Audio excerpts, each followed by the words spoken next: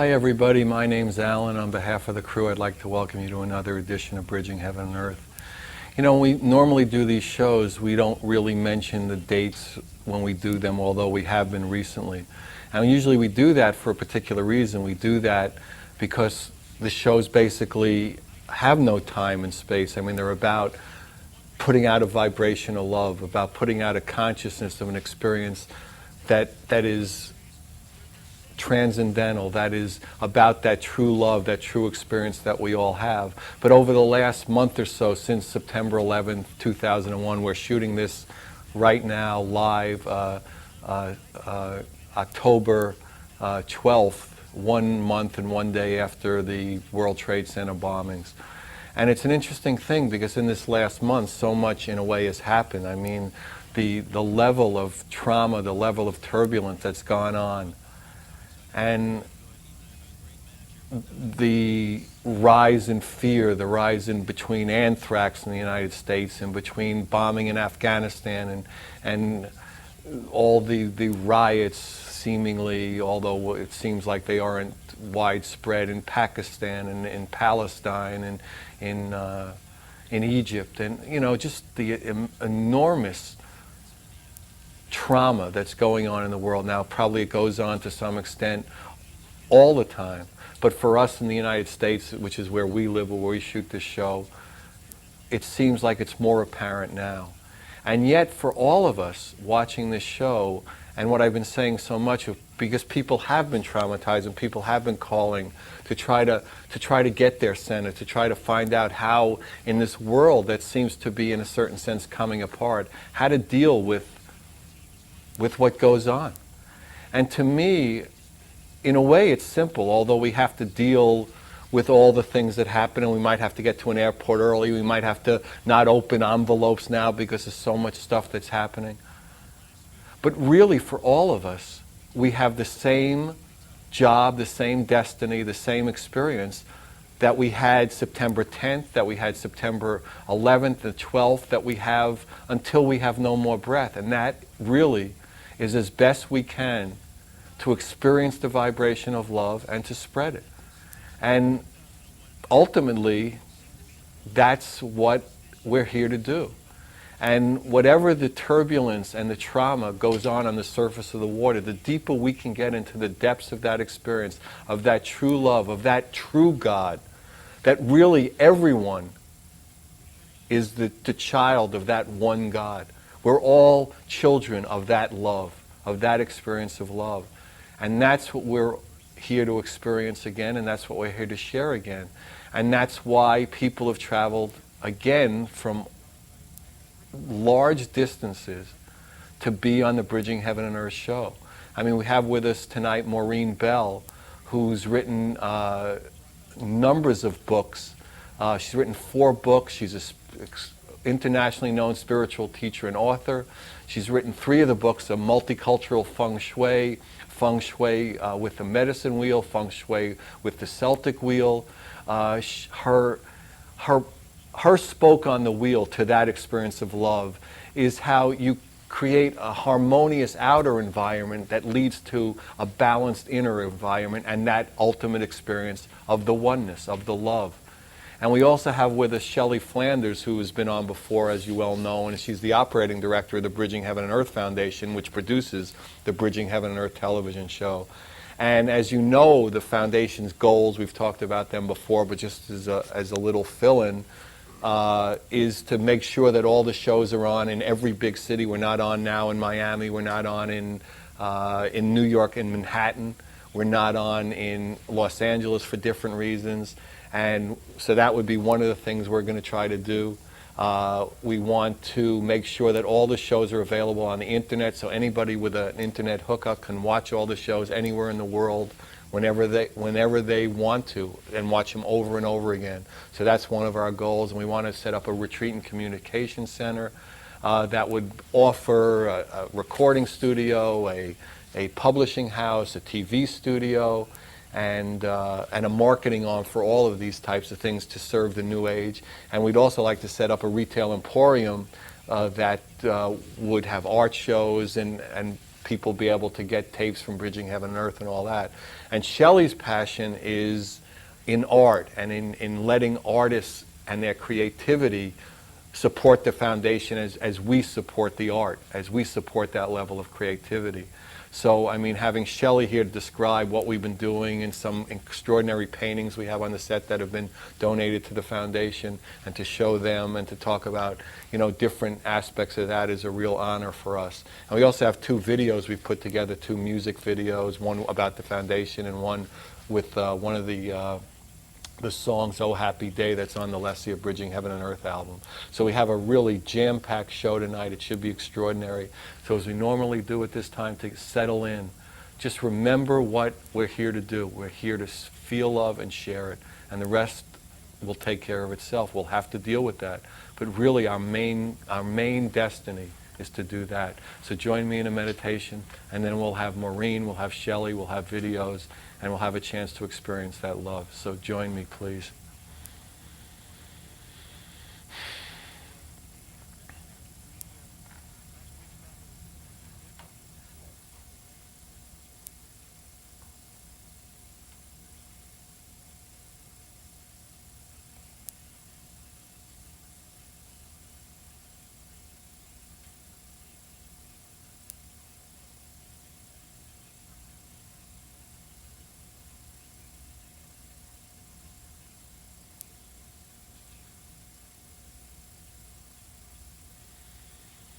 Thank you. So I also wanted to thank everybody for the incredible support and letters and emails we've been getting lately about, you know, how we responded to the September 11th thing, and just how this show means so much to them, and how it means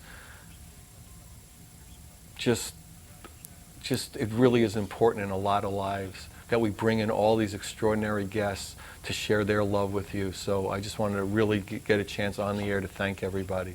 So what we're going to do now is have a video. It's an Oh Happy Day video. It's going to be sung by Lessia. It was written by myself and Lessia, and it's on the Lessia Bridging Heaven and Earth CD. It's something, you know, the crew put together with different images about Oh Happy Day. So, you know, hopefully it can mean something to us all. So, Oh Happy Day.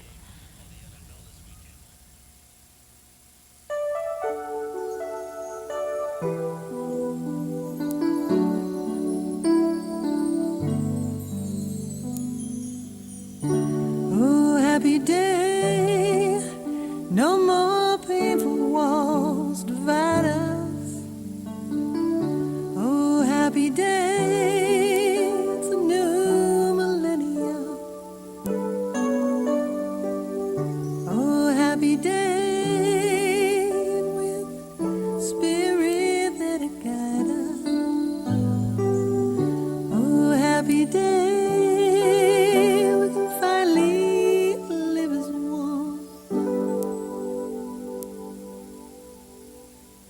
We've been lost in our illusions. We were brainwashed from the start.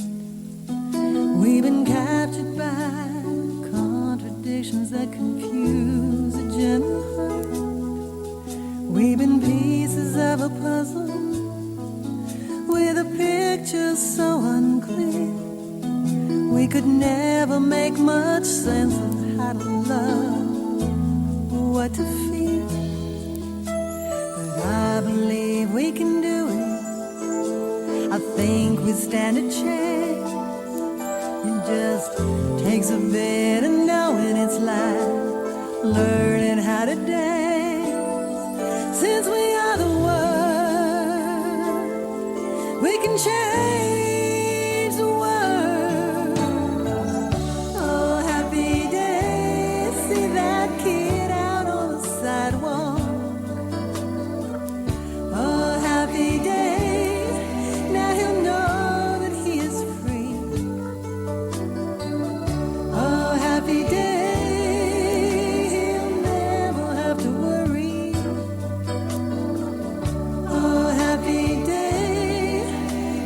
Color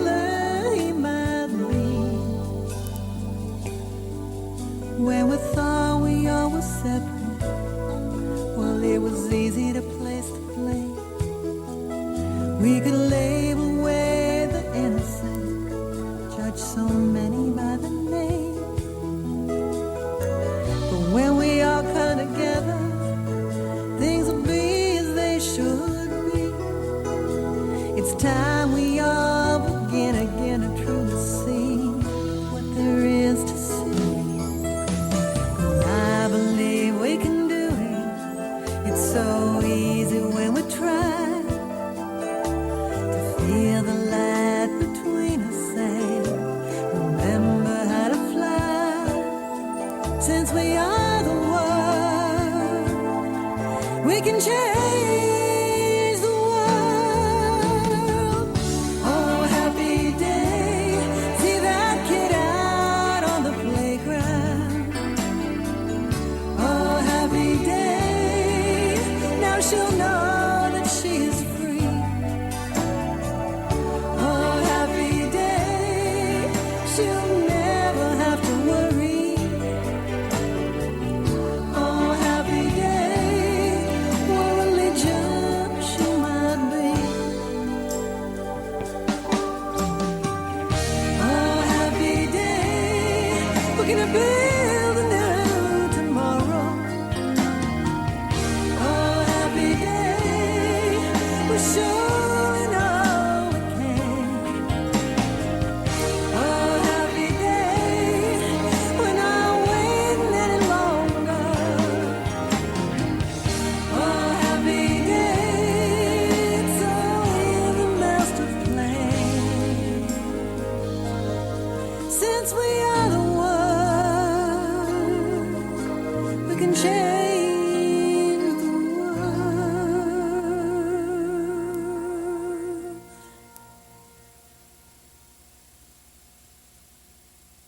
Hi, well, I hope you liked that video.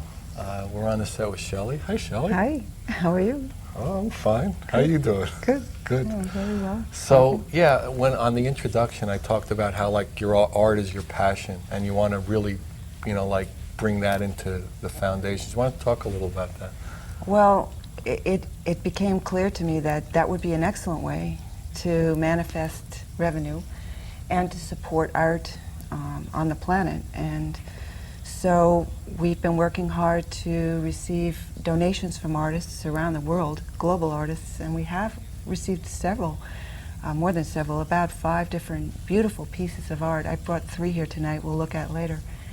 And so... Don't we have commitments for about 10 or 15 others from yeah, really extraordinary from local art? artists, yeah, we do. And what we're doing with those initially, before we can actually manifest our vision of having an emporium, a retail emporium, where we could actually have a full art gallery and also be able to include the books of all of the guests that we focus on in bridging, and our tapes and the CDs and the all the music CDs and CDs, all the yeah. music and everything. Before that can happen, a really excellent way, I think, of promoting our donated art is together, working simultaneously with other organizations, nonprofit organizations in Santa Barbara, who have fundraisers themselves, and allowing them to take our art and focus on it, and then a portion of the proceeds of that would go to that other like-minded foundation. So it's a win-win situation for the artist, for Bridging Heaven and Earth, and for the other organization to help contribute to their well-being as well. So that's what we're trying to do, and we have several fundraisers that we're working together with right now. And so my passion is really to collect the art. We have started another kind of avenue, and that's only working together with local artists on a commission basis. And we have a restaurant here in Santa Barbara, which is a very popular restaurant. And we've established what we are calling The Wall at Fresco. And this restaurant is at 5 Points in Santa Barbara. And in November, we'll start our first exhibition. And we have submittal dates for the next 6 months. And artists, local artists, any artist really, doesn't have to be local, but can submit one piece of artwork for that wall. And the artwork needs to be 16 inches by 20 inches. It needs to already be framed and ready to hang. And there's a $5, well, we can't talk about money, but there's a submittal fee, and then there's a commission that the artist would pay back to Bridging Heaven and Earth. So that would be a way for Bridging Heaven and Earth to make some revenue. It's a nice way to focus on the wonderful food that Fresco has, and it's a wonderful way to help local artists as well. So it's a really wonderful way to just make everything happen and create energy in many different levels for everyone. And your experience has been that the artist community has really been excited about participating and It's supporting. amazing what's happening with the community. They want to focus their art on being artists and making money doing that, and it's difficult. And so they always look for avenues where their art can be seen. And so to honor that and to honor art in this community is a very valuable thing, and I think the artists feel blessed to be able to participate. So it's really exciting to me. But there's also been a tremendous response from international artists. Like I know we have some paintings here tonight from I guess Peter Max and Carolyn Kleefeld and Reagan, but we're also expecting work from Andy Lakey and numbers of other international artists that want to collaborate with us and participate with us. There's artists all over the world that really, eventually, I would like to be able to support. And there's many in just everywhere. But I know, for example, in Russia, there are so many incredible artists that are painting their brains out, with no way of really making revenue. And in Australia, this wonderful art coming out of that continent. So I know all over the world there's art, and hopefully we will come to discover all of the artists that are out there that are working. And this would help to serve and bring energy and manifestation to all the other goals of the foundation. That's what you want. Well, if we could have a retail outlet, and we would offer the artist a commission for their art, so that we would receive a certain portion of the sale of the art, but the artist would also receive a commission. So it's supporting the artist, it's supporting the foundation. And once you had a retail outlet, you could basically have an undertaking that would hopefully continually make money. And with that money, we would invest in the foundation. Be like, say, dedicated to the oneness? Would have to be a specific kind of art, or how would you deal with that? Well, the artists that would resonate towards us would be ones that are creating out of that love of the oneness, and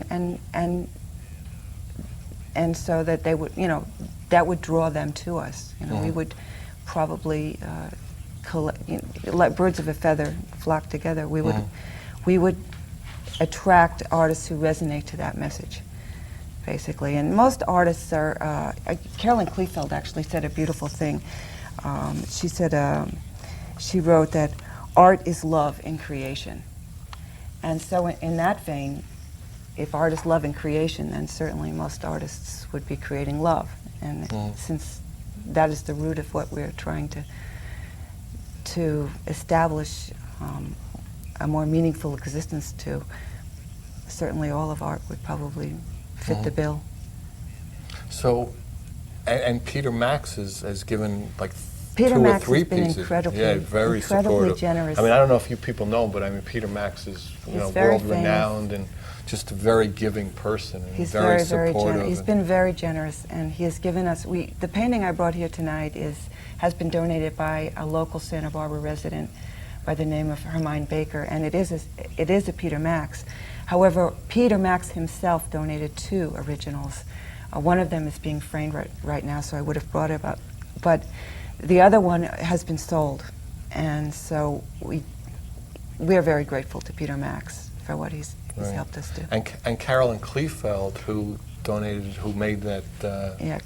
Carolyn Kleefeld is and an she's amazing, on the board of the amazing human foundation. being. She lives for art. She's just a fabulous person, and a fabulous artist. And she has an incredible studio from what I hear, in Big Sur, on the top of a cliff overlooking all of Big Sur. And she just devotes herself to making wonderful paintings and books and calendars and just amazing things. So, here we are focusing on Carolyn Kleefeld's piece that she donated to us, and that is called Picasso's Wife. Yeah, it's beautiful. Picasso's girlfriend. Picasso's girlfriend. Yeah, he had a lot of wives and girlfriends. Yeah, as it he turns did. out. He was good in that area. No, it's Picasso's girlfriend, and she's been very generous to us by donating that piece and donating many, many other things. She's just amazing. She's a wonderful advisory board member, And so I guess we'll go to the next piece, which would be Peter Max, I believe. No, Reagan's piece. That would be last, they said. Yeah. Whichever one they put on next, we'll talk about. Yeah, that's the Reagan piece. Is it? Peter Max has been on already. Has it? Yeah. Okay. That was first. So the last piece that we have is by Reagan Mendenhall. And Reagan came to us because we contacted her from seeing her artwork on the internet. And she started painting when she was 16 years old. This is a Chiclée print of her original, which she has donated to the Bridging Heaven and Earth Foundation. And the name of it is Angel of Peace. It was originally created in 1996 for the year 2000 countdown to peace. And Reagan says that it is a powerful reminder to let us love our earth and fellow people. And Reagan is going to be very famous. She is a phenomenal artist. Even at 16, she was painting pieces that artists who were painting for years couldn't paint. Mm-hmm. And she has an immense dedication to detail it's absolutely phenomenal for a girl her age. She's in her 20s now. And she's been very supportive of Bridging Heaven and Earth, and she's on our fundraising committee. And I did want to mention that we do have a fundraising committee for the Bridging Heaven and Earth Foundation, which meets in Santa Barbara once a week, and we are developing our first fundraiser, which will be a luncheon in early spring to late spring. And if anyone's interested in meeting with us, you can call the number that's on the screen, and we will meet usually at Fresco Restaurant every week. And would love to have volunteers to help us to organize that fundraiser, which will take a lot of brainstorming and a lot of support from the community. So,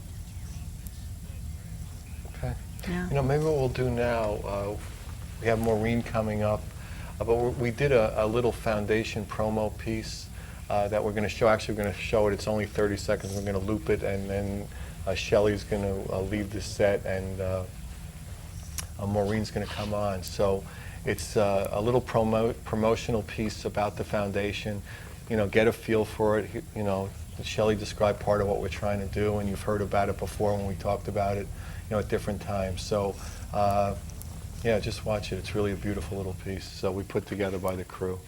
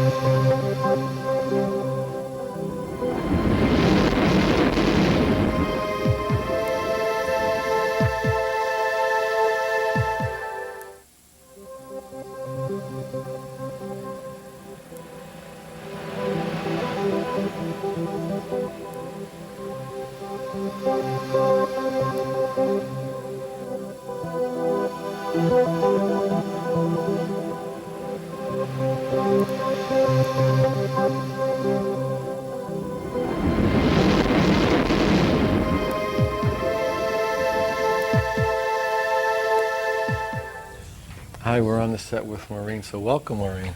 Good to have you. Good to be here. Thank you for inviting me. Well, my pleasure, our pleasure.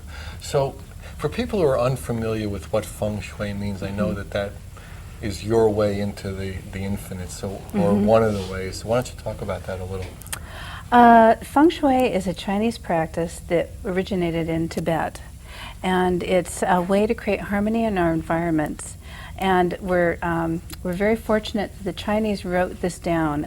Every culture has a form of this, and the Chinese have kept a written record for 5,000 years of Feng Shui. And what it is people, there are outer environment is actually like their outer body. And so by addressing the harmony and balance within our environments, our work environments and our home environments, we then address our inner bodies and into the soul. And it's very effective. It's quite an amazing practice. So, how did you begin to develop that way of looking at it? How did it come to you? Well, I was actually in school getting a degree in interior architecture, and I had been taking Tai Chi and Qigong classes for many years. And one of my Qigong masters said, you know, you're in architecture, why don't you look at Feng Shui? It's a form of Qi, and just like you're working with your body Qi, it's working with a larger body of buildings Qi. And so I started researching it back in the late 80s and started putting it into practice in the 90s.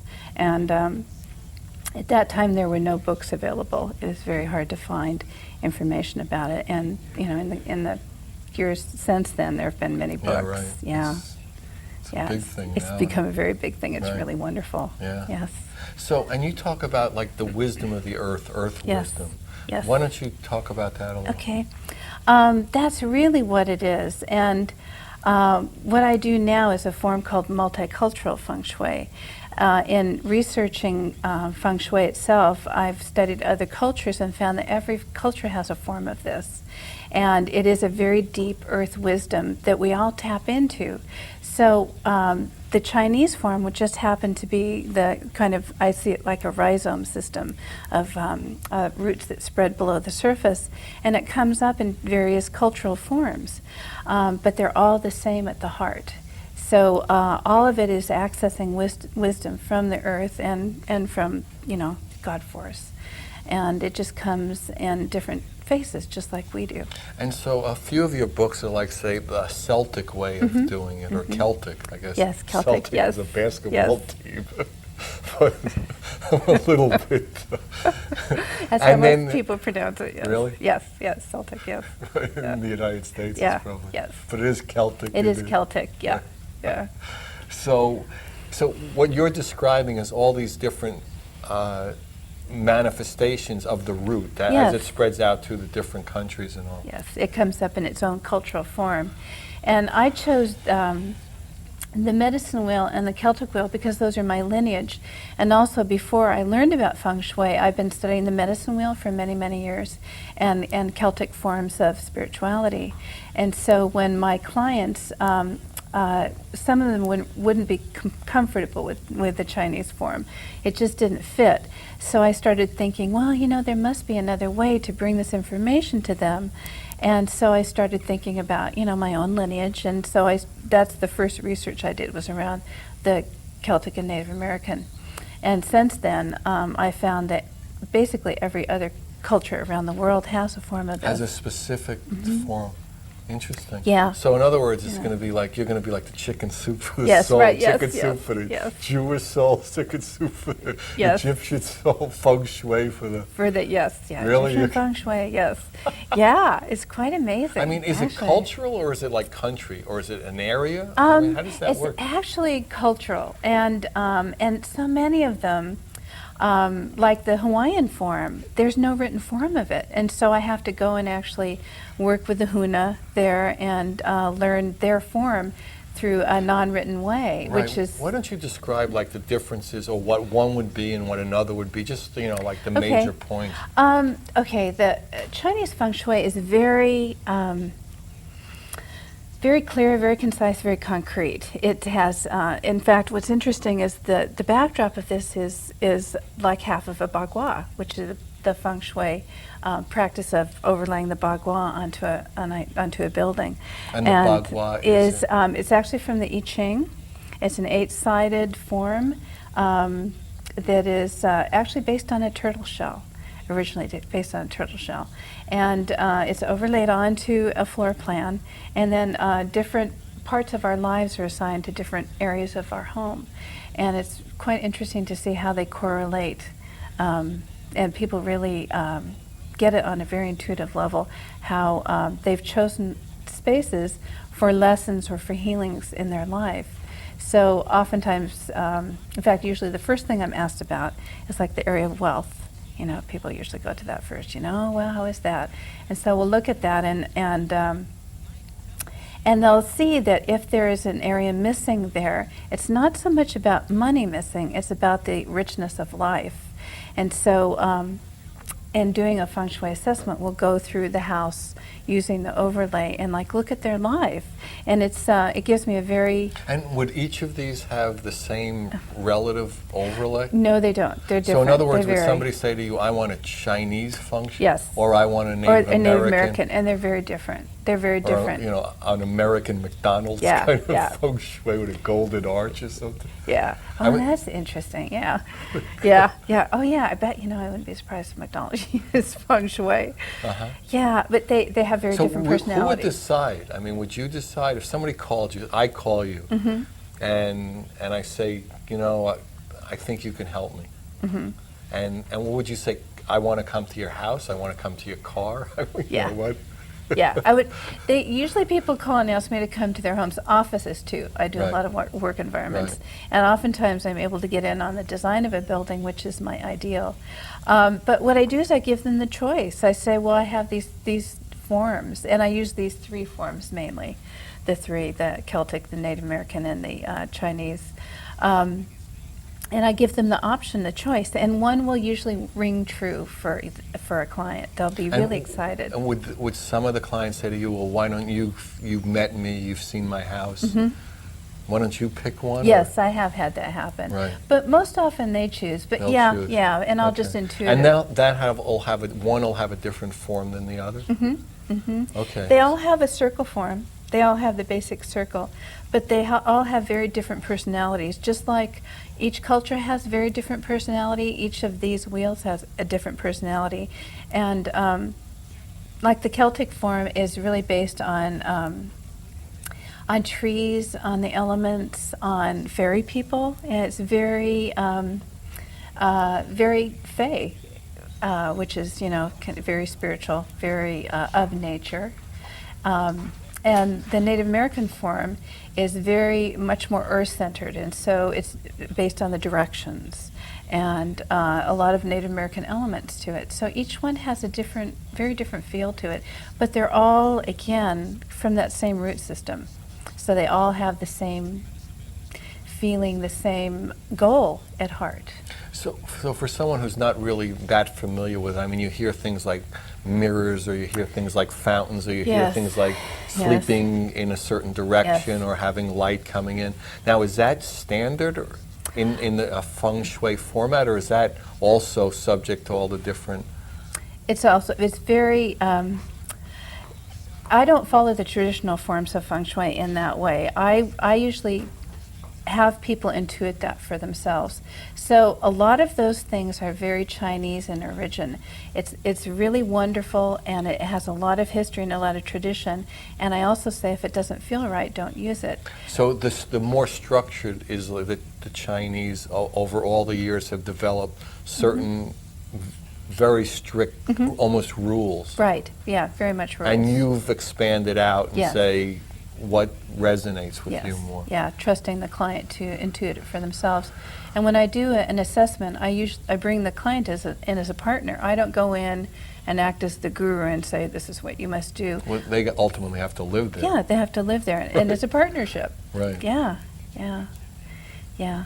So, yeah, and I found I've had over the years thousands of clients, and it's just amazing how healing this practice is.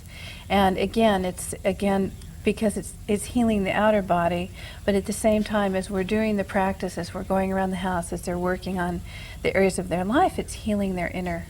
How long does this environment. process take?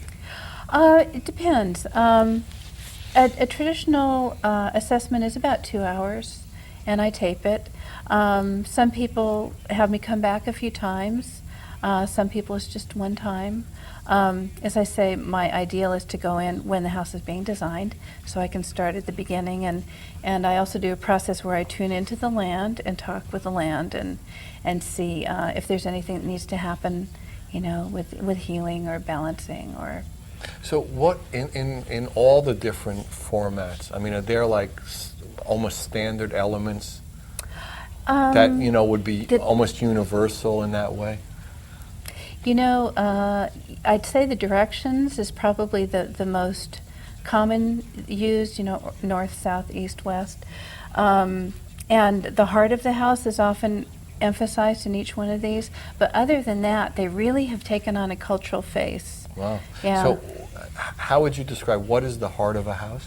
The heart of a house is, say, in this studio space, this actually sits where we sit right here, is very much the heart of this space. And why would that be? Explain it to us. It's actually the physical heart, the center of a space, and out of the heart it generates everything. Like our physical heart controls all the meridians of our body, controls everything, and so a heart that's balanced will provide. It's like you were talking about the spoke of a wheel. Well, the heart is where everything radiates from. So if that's balanced and centered, everything from that is balanced and centered. And so that's one of the first places I go when I go to a home or an environment. Okay, so looking at this as say, the heart, now, Yes. would you say that this heart is balanced? Oh, it's wonderful. Well, look at the elements here. Look at the flowers and the colors and the Buddha. Yeah, so from this heart space is radiating out to the rest of the space. All the things, you know, the beauty of nature and the glory of color and the peace of Buddha is radiating out to the space and to everyone in it. Wow, boy, we Yes. stumbled on it, didn't we? Very intuitive. You know what you're doing. Yes. Uh-huh. So, okay, so that would be your first, That's usually thing, the the first heart, place I look at. because yes. that's going to affect everything Yes, else. right. Okay, and once that got into a balanced state, or you came to some level of harmony with the client and all that, where would you go next? I mean, probably they'd want you to go, where's to the wealth money corner, spot? right? Exactly, the Well, wealth corner is usually where they want me to go. The next thing I usually look at is the front door, and I say that because, and especially in traditional feng shui, that's where energy comes in. It's like the mouth of a house, and so what comes through the door and what's on the other, on the other side of the door is really important. And so if there's toxicity, if there's traffic, if there's, there's multiple things that could be there. So that wouldn't be a good place to put a big ashtray or something? No, not a good place. And a lot of people do that, unfortunately. Really? Yes. Yeah. So that's real important. That's real important. Where the and that's entryway. like the entryway. Yeah, the entryway, yeah. Okay, Yeah. and then where would you go? Okay, now, are there, I mean, you hear so much about, like, wind going through, or, Yes. Qi. water or stuff like that. Yes. Now that, would you try to, because your clients are unaware of those things, more or less. That's why Right. they're calling you, because you're the expert or the master in that way. So, I mean, would you recommend that instead of take this ashtray out and a fountain would be better, or, something like that? And then, Yeah. and then they would try it and call you back and say, my God, the whole house feels different. Yes, yeah, then they feel it. Right. And again, I really create a partnership, so when I go in to do an assessment, I get them involved in it also. So, so I would say, well, what would you suggest there? What would feel right for you? If I say take the ashtray away, what would you like to As see a there? second choice. Yes, Because yes. they had the ashtray there to begin with, so yeah. you know that Yeah, they right, might- yeah, it's I They think need a second choice. Yeah, I think something else would do better there. Uh-huh. Yeah. So, yeah, again, it's a partnership. And But there are certain, like flowing water or mirrors. Now why Yes. do they expand the experience or expand the harmony? Well, moving water, a lot of things. Moving water creates negative ions, which promotes good health. And I oftentimes recommend a fountain like by electrical equipment, because that generates a lot of positive ions, which literally interferes with the neurons in the brain. They have evidence now of that. And so by putting a fountain by, like working on a computer, it creates a clearer mind. It just more harmony. And most people, when they go by moving water, their whole body relaxes. Is it the Very sound, healing. or is it It's the movement. It's actually a combination of everything. And the Yeah. vibration And the that's coming vibration off that's it. coming off of it. Yeah, very healing. Wow. Yeah. So, and how does nature fit in? I mean, obviously everybody would like yeah. to live, either at the ocean or, Yes, or in yeah. the woods or something. We're But in nature all the time. Whether we're at the ocean or in the woods, our house, our environment sit on a plot of land. And that's one of the exercises I have in Multicultural Feng Shui is tuning into that land under the house, because no matter where you are, even if you're in a 50-story building, the foundation is on the land. And so I teach people to go down through the building and tune into that land that's to hook underneath into there. that. Yeah, Uh-huh. yeah. And that makes a difference just even in the same space, that they Yes. feel connected instead Yes. of just floating in space. Right. Yeah. Yeah. Yeah. Yeah. It's a very interesting philosophy about feng shui. The farther you are, the more detached you are from the earth. So which doesn't follow our Western philosophy. If the higher you are, usually that denotes wealth, but not in feng shui. It denotes a disconnection from the earth and a missing of that wealth of our. But you're saying that even in those high-rise towers, you can You can experience. connect in, yes, Right, yeah, but and I it- teach people how to do that. It just takes Yeah. more of a conscious effort, Yes. kind of in a way, Yeah. more of an openness, because you're physically removed, and we see things in physical ways sometimes. Right, yeah.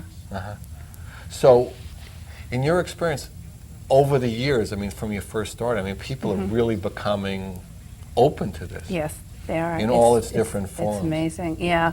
Yeah, when I first started using feng shui in designing buildings, I did it very quietly and didn't say anything about it. And people say, oh, this is a really amazing space. What are you doing? And then I started educating people about it, and then as I could speak more about it.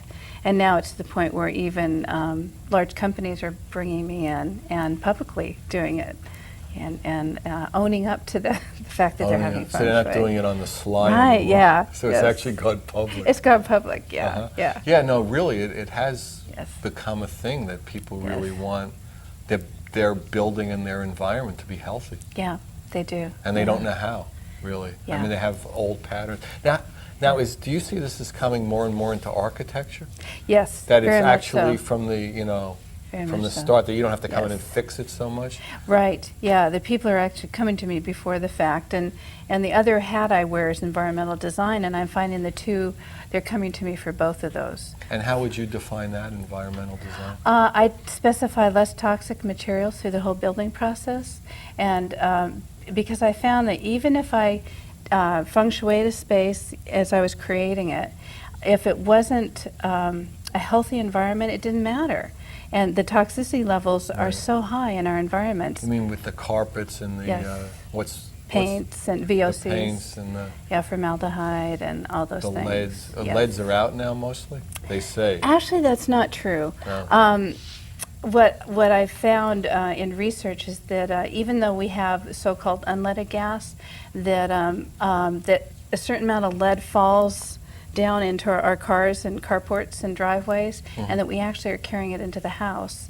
So I encourage my clients to take off their shoes before they go in the house. Take off their clothes. Yeah, yeah, because it really is. It's a naked world we Yeah. live in now. Well, that's in balance. Yeah, that would be Yeah. that would be fun.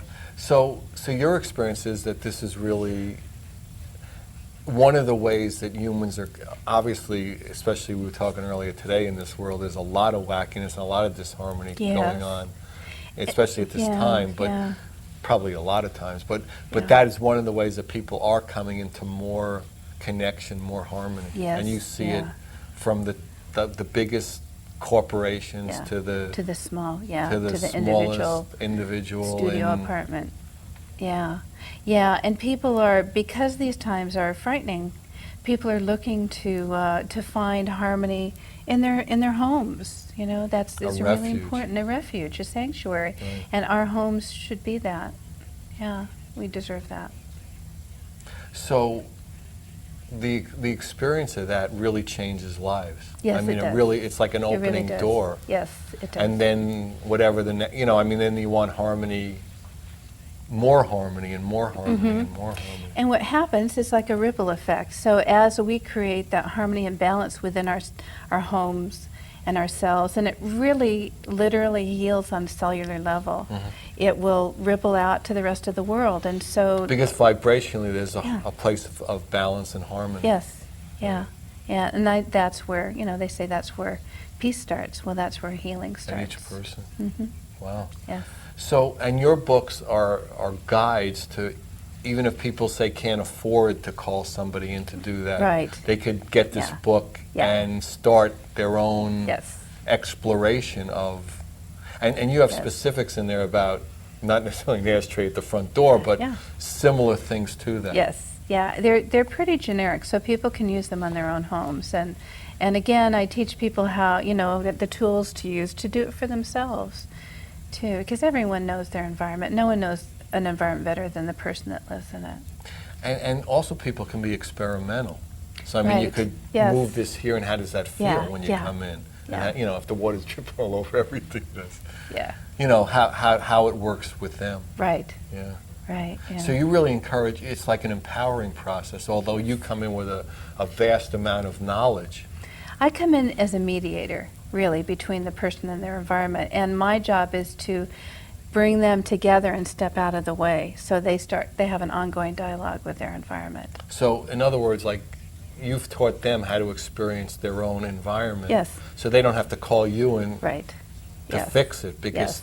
they have a sense, and the more they get in tune with that sense, the less disharmony would have to come in before they realize it. Yeah. So they can make little They adjustments become sensitive, very sensitive to it. to their yeah. own environment. Yeah. And would you say that once that begins to happen, they become more sensitive to That's right, to the outer environment, where their they neighbor. live in Yes. the neighbor's environment, Yes. where they work, and Yes. and then Yeah. they want to bring that harmony with them because it feels better, Right. basically. Yeah, it does. It feels Right. better. Yeah, and I actually take people through that process of going from their home to their lot, to their city block, to their neighborhood, and I actually do overlays over cities too. Oh, really? Yeah. I mean, have you ever been hired by a city planner? Has that happened yet? No, I would like that. That'd be interesting. That would be, yeah, that'd be wonderful. Yeah. Yeah. Yeah. So the only thing that would stop it is basically would be constraints of maybe, I mean, money really wouldn't be an issue. I mean, almost anybody can afford to, in what, like you're saying, from a studio apartment to, you know, the Empire State Building, Right. you can do better with the harmony of it. Right. Yeah. Yeah. Yeah. It's a very easy practice, and part of what I've done in the books is simplify them. So it takes what I worked at doing was getting the heart of it, and bringing that to the book, so people can, without all the complicated rules, and just find, you know, really pull through the gold, the heart. So I can pass that on to people. Well, what, you know, we have probably like 5 or so minutes left. Why don't you try to, you know, give people the heart, pick one of the books, Okay. or, you know, start going through them. Or Actually, you know what? I think I would like to have people start at the heart of the house, to look at the center of their, the physical center of their space, whether it's their desk, their office, or their home. is it where they spend as much, most time, or how? No, would- it's actually the physical center. physical physical center. Yes, yeah. So oftentimes in our construction now, is they're either used as a corridor for movement, or they're used as a utility corridor, and both of those have problems. If it's a long hallway, well, there's too much energy rushing through, and it's like a canyon. If there's water going continually through, there's no place for fish to live, or, you know, those little meandering ponds off to the side. And so I have people put things on the walls, or put things, you know, on tables that slow that movement down and create more of a meander. And then if it's blocked, which oftentimes it'll be like, you know, a bathroom and a washer and dryer area, well, then that's too close down, and so there's not enough movement. And so So it's really important for people to look at that space first and see. And there's lots of things that they can do to expand the energy or to Just slow the energy harmonize down. it. You don't Just want it going too harmonize it. fast. You don't want it Yeah, going too right. slow. Yeah, You don't just want it find blocked it's like our own heartbeat. Right. You don't want it going a zillion miles an hour. You Right, don't want yeah, it going right. You don't want it too slow. You want it just a nice, steady, Right. strong beat. And that's what you're Right. looking for in your home. And that will support your movement through Yes. this life. Yes. Because and that's where you and spend all so the much other time. areas of your Right. Okay, so life. if people are starting at the heart, now that would be the same whether it's Celtic, Right. whether it's Right, Native they're all the American, they're same. all It's going all- to be the same. Get to right. the center and get the harmony Yes, in some sort of balance. yes. Okay, Yes. what would they do after that? Then- Assuming that it's balanced now, we're all Yeah, we're assuming good. assuming that it's, I've got healthy hearts, then I would go to the front door. And the Uh-huh. front door is the door that you use the most. And for a lot of people, that's the door from their garage. And so even though there's the designated front door, oftentimes people come in through their garage. So look at that as how, if that was the mouth of the house, what's that entry point like, through the garage and through all the mess usually. So, Yeah, I mean, usually you're going in through either the kitchen or the right. or through the garage, or some Yeah, kind of back little. right. Yeah. So it's usually not a Yeah. big, expansive Right. Yeah. So I actually tell people to use their front doors more So often. to go out the garage through the front and do that. Yeah. Yeah. And would it? And in your experiences, it changes the way people experience their house and their life. Yes, it does. Very much so. Yeah. So they're not coming in like sneaking in through the back door. Yeah. They're coming They're coming into to the yeah fullness to of the- their house. Yeah. Exactly. Interesting. Yeah. And it's a different experience. Okay, so now they got the heart balance. They're going in through the front door, not sneaking in through the back Yeah. door. Not through the back door. Yeah. Where yeah. do they go now? Depending on what area of their life they're looking at attuning, I would say, actually, what I would take them to is outside the house. And as I say, we all live on land. Even if it's covered by concrete or asphalt, there's always land. So go outside and kind of connect in. There's spirits of the land that live and that are guardians of every space. And go and say hello, go and introduce yourself, be a good neighbor. Acknowledge that they're there and have them work with you in partnership in creating a better balanced. So would you say like gardening or plant life is extraordinarily valuable in yeah. all aspects of the house? Yeah, very much so. Very much so. So Even that if would it's be a quickie way to Yeah. start getting the harmony, Yes. to just start bringing plants in. Yeah, or even put a bird feeder out or a bird bath, and that creates good feelings, good harmony right away with the neighborhood, birds and wildlife. So in essence, I mean, what you've been saying tonight, I mean, there have been certain specifics, but basically it's common sense. Yes, it is. I mean, It is. except common Very sense much is so. It's common sense, It's so yeah. uncommon nowadays Yeah, as we yeah, see all over the Yeah, place. especially in our environments. We get too hooked into what's popular in design and less what's supportive of us. And Because it's coming in through our head rather than Right, our the heart. being or our heart or Yes, however you yeah, describe it. yeah. Our feeling. Yeah. If we felt it, we would know that this is disharmonious. Yeah, and that's one of the things I have people do is actually look at their house through their heart instead of their eyes. I have them close their eyes and actually look at their Yeah, that's space through beautiful. their heart. Yeah. I mean, there are so many things we do. I mean, I remember when it struck me is that, wearing ties, cutting off Yes, your air supply yes. as a male, or, I Yes. guess females do it And sometimes it's too. separating the head from the body. I mean, it seems Yeah. so wacko, and yet we do it so often. I mean, it's almost shocking, Yeah. it seems, Yeah, It's amazing. I'm really glad that women don't have to do that. Yeah, it really Yeah, is. So. yeah. So I guess, again, we're coming to the end of the show, and it's been a real experience for us all and a real opportunity for us all. So, if I could, I'd like to thank Maureen, and I'd like to thank Shelley for coming on and talking about the foundation. And I hope you like the videos. We put a lot of time into really doing that, because there is an opportunity for us to all have a happy day if we could experience the love that we all are. Every one of us, young, old, black, white, Afghani, American, all of them. We're all that. So let's try to experience that love. Good night. We love you. God bless you. Thanks. Come again. Good night.